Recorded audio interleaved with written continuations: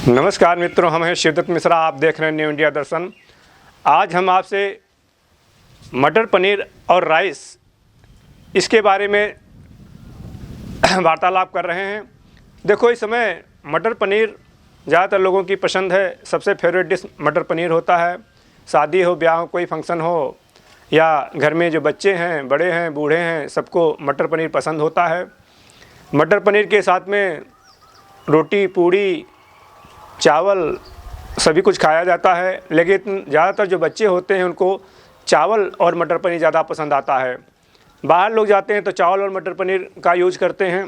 तो चावल और मटर पनीर में हमें इसका सेवन कैसे करना चाहिए, कितनी मात्रा में करना चाहिए, जो युवा होते हैं, जो हार्ट के पेशेंट हैं, उनको करना चाहिए या नहीं करना चाहिए, ये सब आपसे जो है साझा कर रहे हैं। देखो, जो पनीर है ये बड़ा ही लाभदायक खाद्य पदार्थ है। दूध से बनाया जाता है। दूध परिपूर्ण संतुलित आहार कहा जाता है।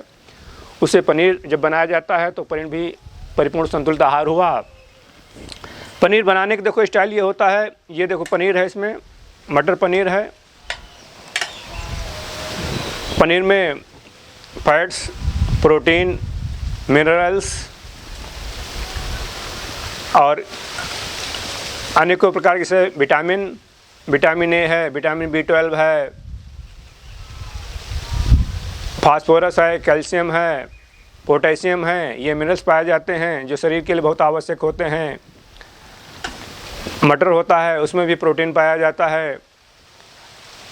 अब इसमें बनाने का ऐसा फार्मूला होना चाहिए कि ऐसा ना बने कि ये नुकसानदायक हो जाए। देखो, मटर पनीर ज़्यादातर लोग बनाते हैं तो मटर को पहले तेल में फ्राई कर लेते हैं। ये याद रखिए, जो चीज़ तेल में फ्राई कर ली जाती है, अगर तेल हाई टेम्परेचर पर हुआ तो नुकसानदायक हो जाती है। अधिकांशतः ऐसा प्रयोग करना चाहिए कि इसको फ्राई करने की आवश्यकता न पड़े। मटर भी लोग पहले बॉयल करते हैं, कोई लोग तेल में फ्राई कर लेते हैं, ये भी नुकसानदायक होता है। जब बनाया जाता है तो तेल का प्रयोग कम करना चाहिए कि इसमें मतलब भर का फैट्स होता है। मसालों का भी प्रयोग उचित मात्रा में करना चाहिए। ऐसा ना हो कि टेस्ट बेकार हो जाए। सादी सब्जी हो या चावल के साथ खाया जाए। देखो, सब्जी ये इसमें जो ग्रेवी है, खा के देखते हैं इसका टेस्ट कैसा है। इसकी अगर चावल के साथ ना खाया जाए, ग्रेवी तब पर भी बड़ी स्वादिष्ट है, क्योंकि हमने इसमें जब बनवाया है तो उचित मात्रा में तेल और मसालों का प्रयोग किया गया है। इसमें केवल विटामिन सी नहीं होता है, क्योंकि विटामिन सी जब बॉयल की जाती है कोई चीज़ वो नष्ट हो जाता है, इसका अलग से सेवन कर लिया जाता है। चावल होते हैं, चावल में कार्बोहाइड्रेट होता है। तो ये चावल और मटर पनीर का सामंजस्य बड़ा ही अच्छा हो गया है, बड़ा ही लाभकारी हो गया। इससे परिपूर्ण रूप से एनर्जी मिल जाती है खाने वाले को। 20 साल से छोटे हैं, बच्चे हैं, किशोरावस्था के हैं, उनके शरीर का विकास होता रहता है। उनके लिए ये चावल और मटर पनीर का सामंजस्य बड़ा लाभकारी होता है। युवाओं के लिए बड़ा लाभकारी होता है, बूढ़े लोगों को भी लाभकारी होता है।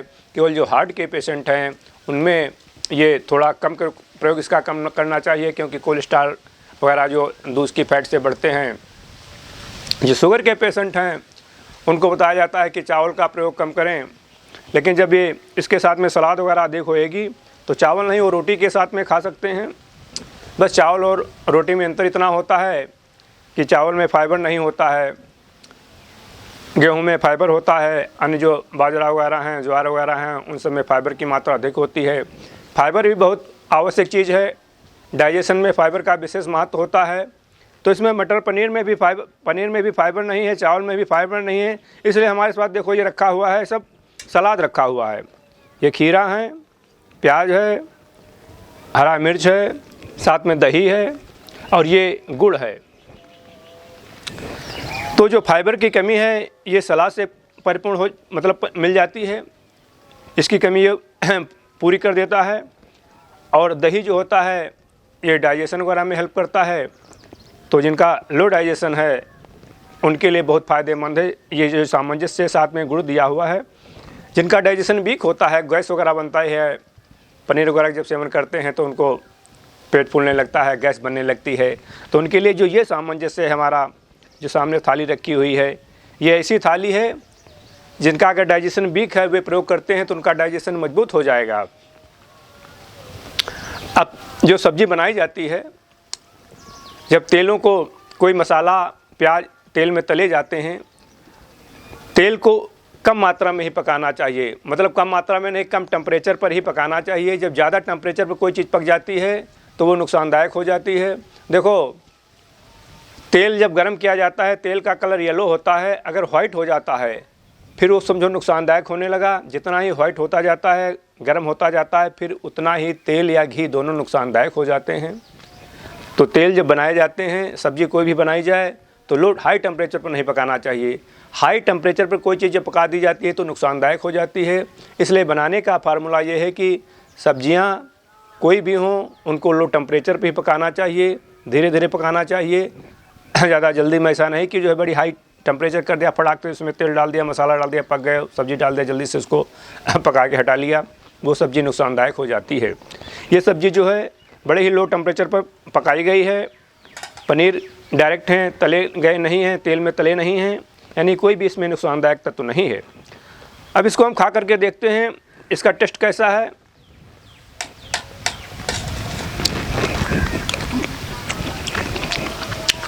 बड़ा ही टेस्ट अच्छा है, बड़ी टेस्टी सब्जी है। ये एक परिपूर्ण संतुलित आहार है। इसका प्रयोग करने वाले को सभी प्रकार के पोषक तत्व उपलब्ध हो जाते हैं। देखो, कार्बोहाइड्रेट है, फैट्स है, प्रोटीन है, विटामिन्स हैं, मिनरल्स हैं और फाइबर्स हैं।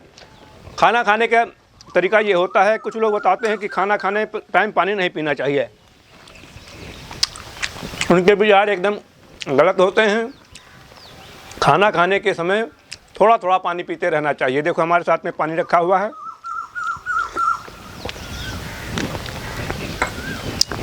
खाने का नियम ये होता है, जो खाया जाता है उसका पेट के अंदर, आंत के अंदर घोल बनना चाहिए। प्यास भी ज़्यादा उस समय लगती है, क्योंकि खाते वक्त HCl आंतों में ज़्यादा बनने लगता है, हाइड्रोक्लोरिक एसिड, वो डाइजेशन में हेल्प करता है। तो थोड़ा थोड़ा जो पानी पिया जाता है तो साथ में घोल बनता रहता है, वो बड़ा ही सुपाच्य हो जाता है, उसका डाइजेशन बड़ी ही जल्दी हो जाता है। साथ में दही है, बीच बीच में इसका सेवन कर लेते हैं। देखो, ये गुड़ है, थोड़ी मात्रा में इसका सेवन कर लेना चाहिए, बाद में थोड़ा पानी पी लेना चाहिए।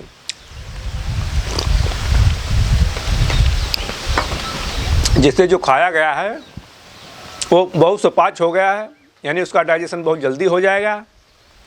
किसी प्रकार की डाइजेशन करने में आंतों को, लीवर को कोई परेशानी नहीं होएगी और इसके जितने पोषक तत्व हैं सभी आंतों द्वारा ब्लड में चले जाएंगे और शरीर में सभी लाभकारी होंगे।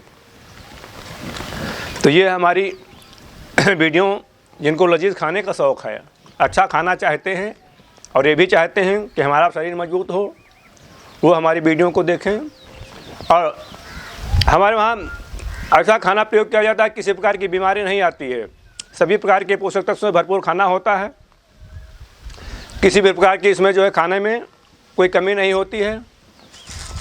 इसलिए ये भोजन शरीर को सभी प्रकार के पोषक तत्व देता है और सभी प्रकार के लाभ देता है। शरीर जब मजबूत होता है तो कोई बीमारी नहीं आती है। जिनका शरीर वीक हो जाता है, पहले लीवर वीक होता है, लीवर वीक होने के बाद दूसरे अंग वीक होते हैं, एनर्जी उनको परिपूर्ण रूप से नहीं मिल पाती है। जब शरीर वीक हो जाता है तो उनको अनेकों प्रकार की बीमारियां होने लगती हैं। लीवर की बीमारी, हार्ट की बीमारी, लंग्स की बीमारी, किडनी की बीमारी, जितने भी डिजीज़ हैं वो समझो पोषक तत्वों की कमी के कारण ही होते हैं। अगर परिपूर्ण रूप से शरीर को पोषक तत्व उचित रूप से जितनी आवश्यकता है मिल रहे हैं तो शरीर मजबूत होएगा, किसी प्रकार की बीमारी नहीं आएगी और शरीर 30 वर्ष से 70 वर्षों तक व्यक्ति एकदम युवा बना रहेगा। वृद्धावस्था उसके बाद में आएगी 80 साल, 85 साल, 90 साल पर, और एकदम उसका जीवन 100 वर्षों तक वो पृथ्वी पर जीवित रहेगा। इसलिए खान पान का उचित प्रयोग करना चाहिए और हमें ध्यान रखना चाहिए जो हम खाना खा रहे हैं वो कैसे बनाया गया है। अगर ज़्यादा मात्रा में मसाला डाल दिए जाते हैं, तेल को हाई टेम्परेचर कर दिया जाता है तो खाना विषाक्त हो जाता है। शरीर के सभी अंग जाते हैं जब वो खाना शरीर में, तो सभी अंग आर्गन डैमेज होने लगते हैं और बाद में धीरे धीरे निष्क्रिय हो जाते हैं। कोलेस्ट्रॉल और ट्राइग्लिसराइड बढ़ने लगता है, हार्ट उनका वीक हो जाता है, मसल्स वीक हो जाते हैं, किसी भी समय उनका हार्ट अटैक हो जाता है। तो इसलिए हमें अपने आहार पर ध्यान देना है। अगर कोई चाहता है कि हमारे किसी प्रकार की बीमारी ना हो, निरोगी रहना चाहता है, बढ़िया युवा रहना चाहता है, तो उसे जो हम आहार देते हैं, आहार को एक नहीं होता है, डेली अलग अलग आहार होते हैं, लेकिन वो परिपूर्ण आहार होते हैं। उन सभी का आप प्रयोग करिए और स्वस्थ एवं सुंदर रहिए। Thank you so much.